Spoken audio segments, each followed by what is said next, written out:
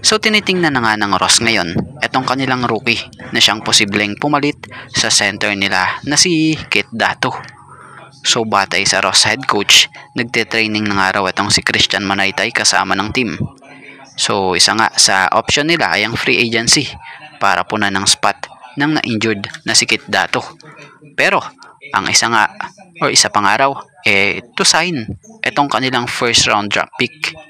So speaking of Christian Manaytay, ito nga ay ang 6'5" player na pinili ng Reno Shine Elasto Painters nito lang nagdaang PBA rookie draft. So recently lang naglaro ito sa MPBL para sa koponan ng Nueva Ecija Rice Vanguards at dito lang balitay lumahok na ito sa Ross practice.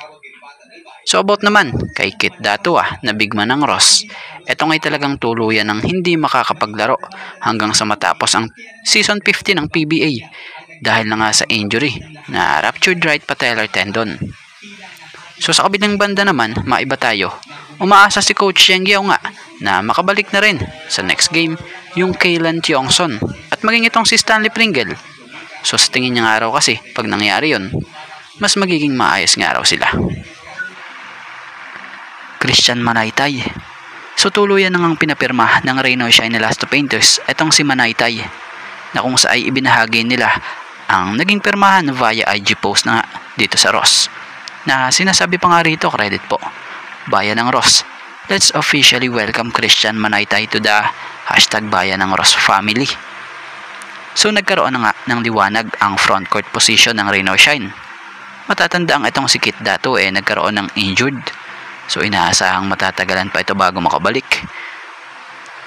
So sa pagkakapirma nga ni Christian Manaytay sa Ross ng 2-year contract, inaasahang pupunan nito ang nabutas na posisyon dahil sa pagkawala ni Kit Dato.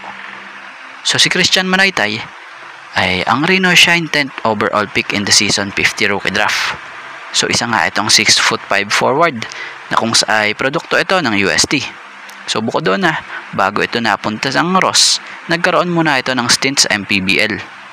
Sa mga hindi nakakaalam ganito katindi nga po ito maglaro.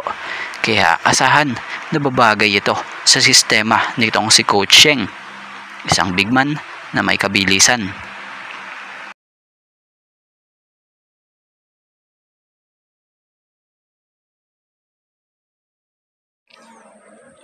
So maaaring nakakalungkot dahil na nga sa wala pa rin kay Soto ang Gilas Pilipinas ngayong paparating na first window ng FIBA World Cup Asian Qualifiers dahil na nga sa rehabilitasyon ito sa kanyang naging injury. Bukod doon mukhang alanganin din ang one of the key player din sa team na siyang tumatayong Gilas naturalized na si Justin Brownlee dahil sa sakit nito na pneumonia.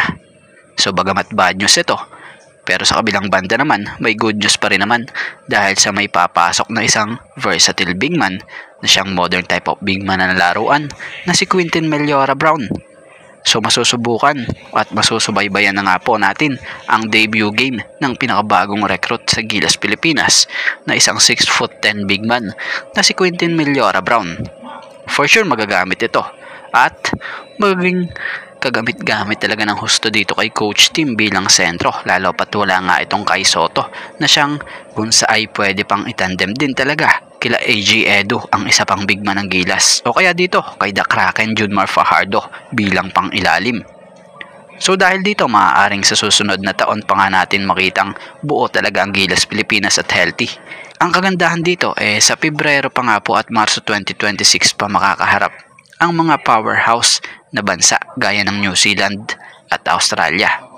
So inaasahan na dito sa mga laban dito, inaasahang okay na ang mga manlalaro ng Gilas Pilipinas at magagawa na nga po nilang mas mapaghandaan pa talaga ng ayos lalo pat kailangan nila manalo sa mga bigating bansa tulad nito para makakuha nga agad ng magandang pondo para sa spot sa FIBA World Cup.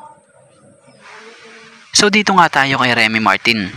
Kung matatandaan nyo, para sa mga nakakakilala at sa mga hindi naman nakakilala dito, alam nyo bang panahong kolehiyo pa lang itong si Remy Martin, nagpakita na agad ito ng interes na makapaglaro sa Gilas Pilipinas na kung sa ay kahit pa sa tingin niya hindi nga siya mapapansin noon. hindi pa nga rin siya sumuko at talagang gusto niyang patunayan na mahal niya ang Pilipinas. Na kung sa isa-isang pahayag nga nito noon, credit po, "That's my dream." So ito nga yun, yung paglalaro sa Gilas. "I always love to represent the Philippines and play one day. I know one day it will happen." At ito na nga, ngayon, magkakatotoo na nga ang kanya noon pa'y pangarap niya.